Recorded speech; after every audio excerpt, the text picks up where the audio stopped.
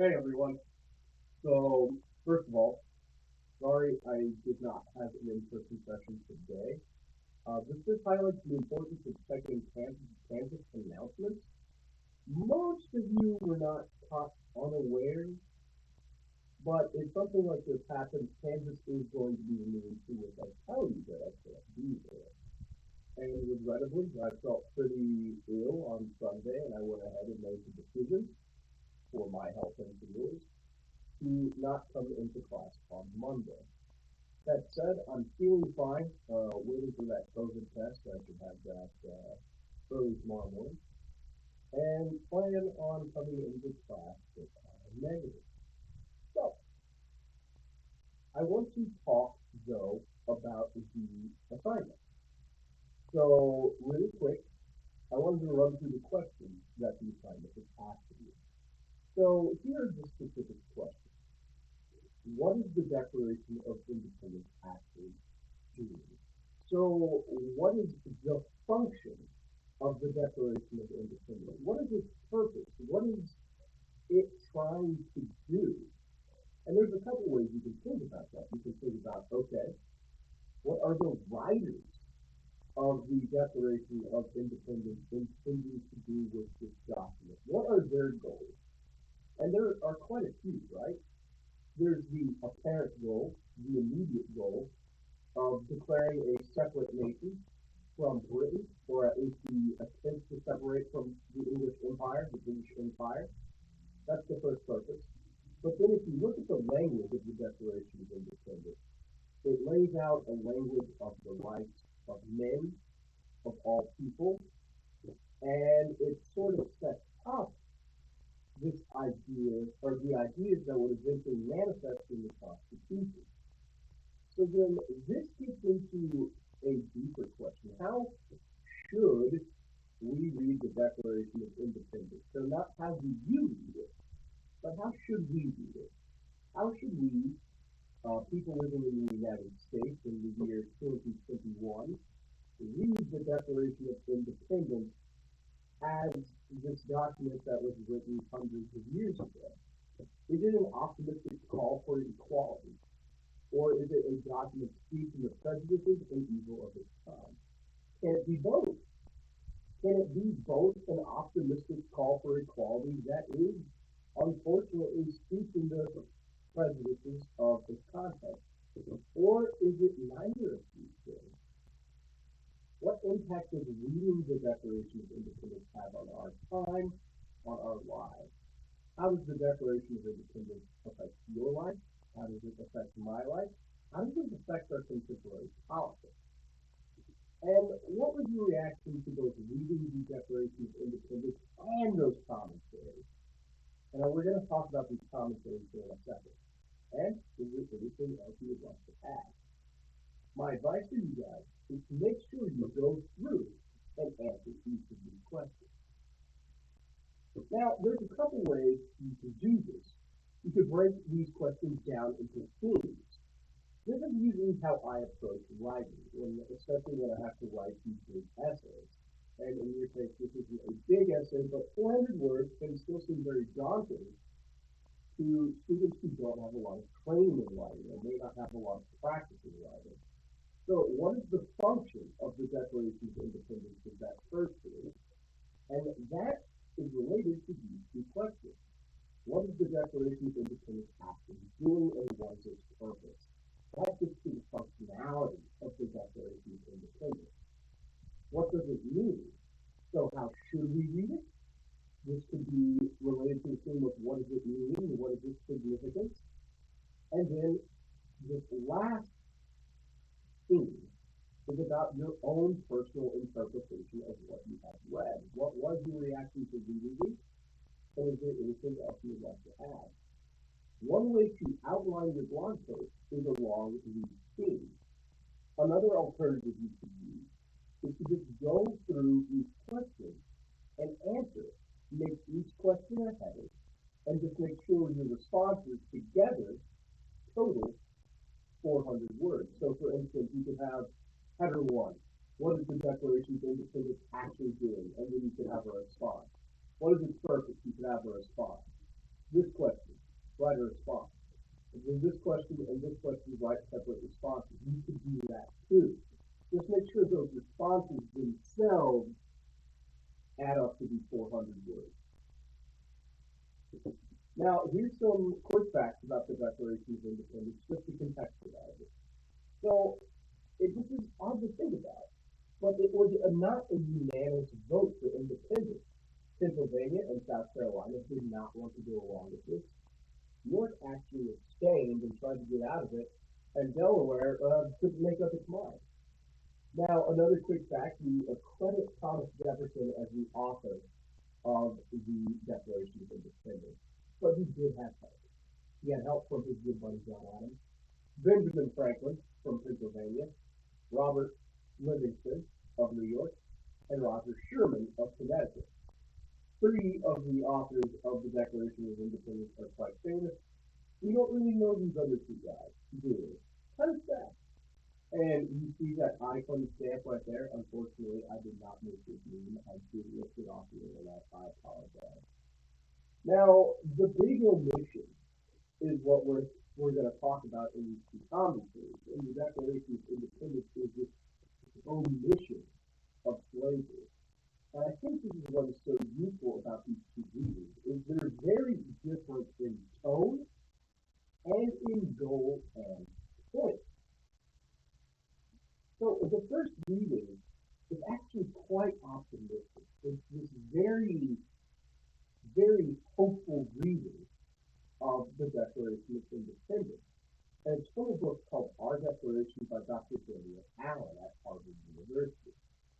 And this is a book that argues that the language of equality and total equality between all persons is written in the Declaration of Independence. Now, Dr. Daniel Allen, this is a very distinguished professor at Harvard. He is a black political scientist, and there are not that many black Americans in political science.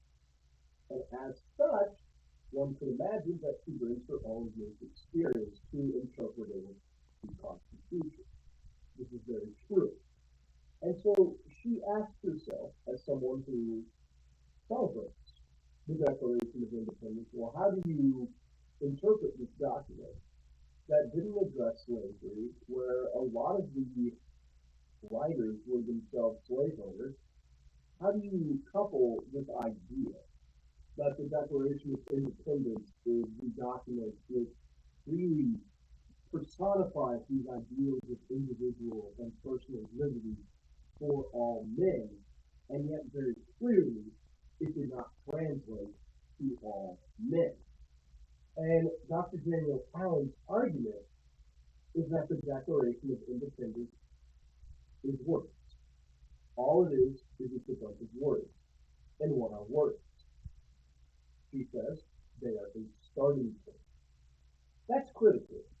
I think a lot of readers of this book stop the moment that Thomas Jefferson is criticized for being a hypocrite and owning slaves. I think a lot of people stop and they say, oh, this is a total condemnation on American history. And that's not what's happening.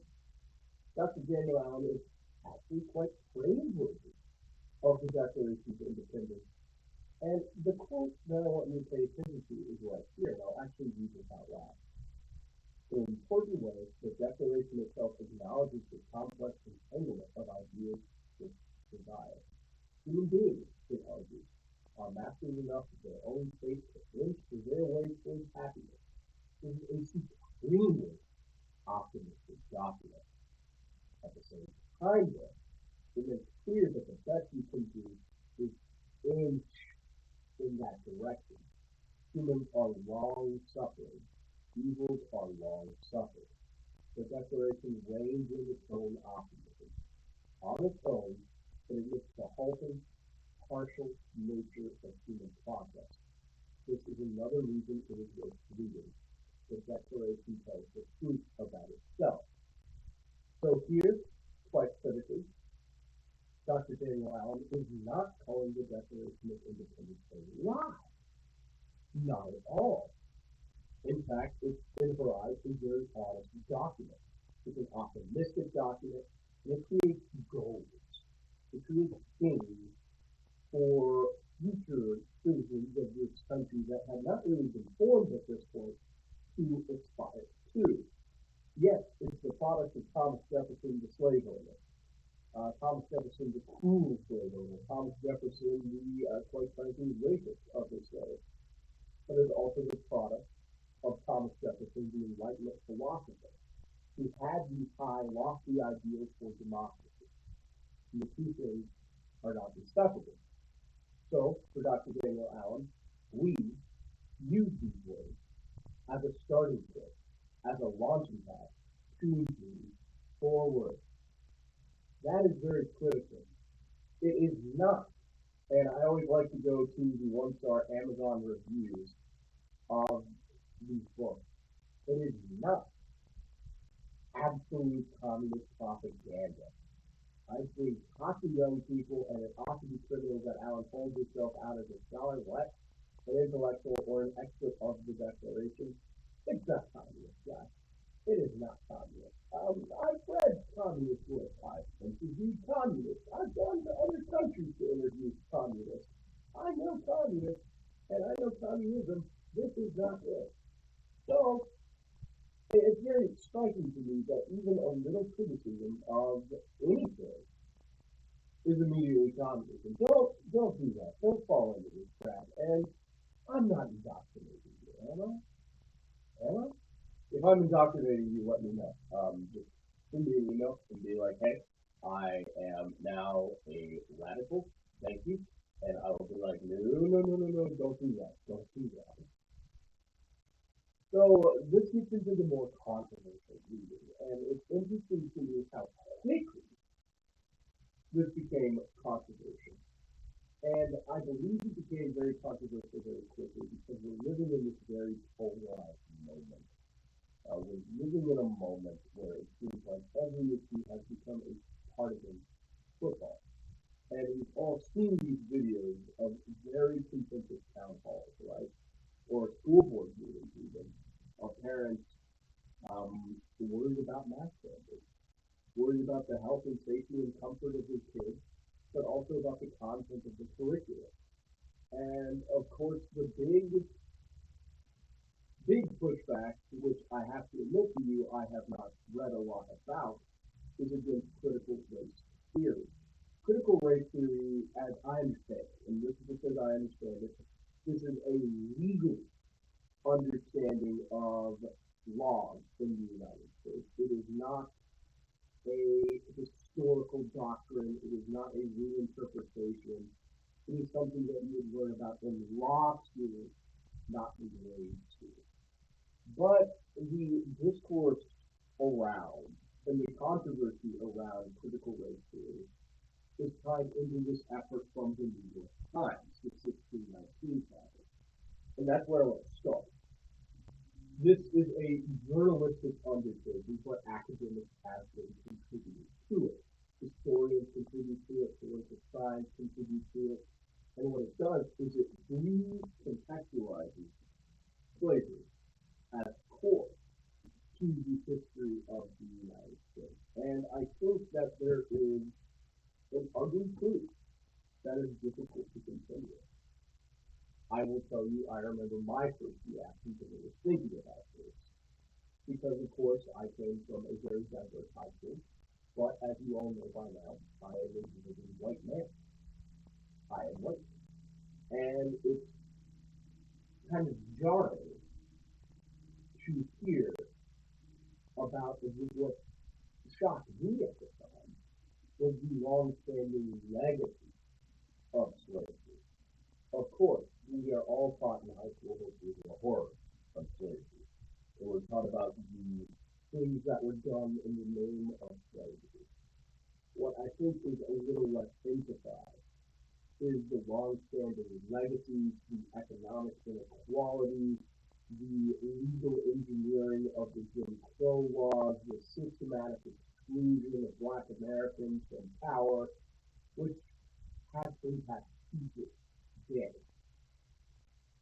That can be a very jarring experience. And when you read this, there is a touch a hot stove where you immediately recall because you've read or recall your hand, you take it back because you've read something that is very controversial, or I shouldn't say controversial, I should say confrontational to your own understanding. And many of you may consider yourself patriotic, and you may think, well, this is going to challenge my patriotism. And I would say it's not. It's not. It's not designed to make anyone hate anything.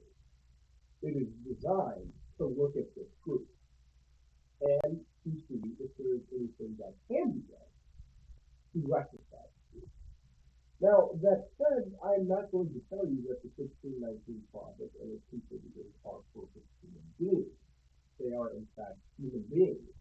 No human being is perfect, except for maybe Matthew McConaughey. But there have been some controversies around, for instance, the idea that the American Revolution was motivated by the desire to keep slavery alive. The authors in your readings will talk about this. They will say that the abolitionist movement in Britain was well underway, and historians are debating this. There's not a lot of mention of slavery in revolutionary doctrine. There's not a lot of fear that the British are going to get rid of slavery when you look at the documents and the essays that people are writing. So I don't know about this myself. I'm not a historian. I'm certainly not a historian of slavery. But that is not why you are being assigned this reading. You are not being assigned this reading to tackle the historical accuracy of this. Instead, it's just to put the most glaring omission in the Declaration of the Independence front and center. So Dr. Allen has a more optimistic reading of the Declaration of Independence. He's offered today. Why? That is why I'm excited. You don't have to agree with everything you read, but you should make an effort to understand it, to understand authors' evidence and argument, and I would argue to you, if you have a reaction to something that you read, then that means that this is effective. Something about this is effective. And you should ask yourself why this is effective. Now, there are some pretty harsh realities to the 1619 Project. Many of you probably know about this. Some of you may not. And this is not to rip off the Band-Aid. Again, I like this country. I like it here. All of my stuff is here. I have been the worst person. But there are some truths here. The word slavery is not in the Constitution, but slavery is protected by the Constitution. Instead of slavery, the word property is used. Abraham Lincoln was an abolitionist, but that doesn't necessarily mean he was for racial equality. Now, Lincoln biographers will kind of go back and forth on this issue of how much of a radical Abraham Lincoln was and how much of his views changed over his life, notably his friendship with Frederick Douglass seemed to have been an important factor in changing his thinking, but he did not begin his presidency as someone who believed that black and white Americans could in fact cooperate. Another thing that I think is very interesting is there were no shortage of black representatives and senators immediately after the Civil War. When black Americans were freed from slavery and given the right to vote, they voted in droves. There was no problem with voter participation. They were some of the most active participants in democracy. So then what happened? Well, the northern military, that is to say the American military, withdrew from the South and stopped overseeing Reconstruction.